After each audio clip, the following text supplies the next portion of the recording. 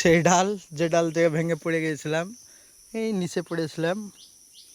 হ্যাঁ দেখো গাছ মাছ সব কলা গাছ ভাঙা। এই দেখো গাছ, আজকে আমার বন্ধু আর আমি আবার আসলাম। এই দেখো জাম, দেখা ক্যারিটা দেখা, ক্যারিটা দেখা। এই দেখো, আরে দেখো এই ডালটা শুকিয়ে গেছে, 4-5 দিন হলো।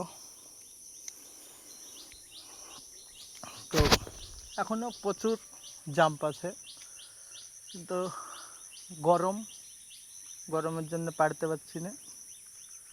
আর এত জাম কি হবে, ক্যারি লোড হয়ে গেছে এক ক্যারি। প্রচুর জাম আছে এখনো, এই দেখো।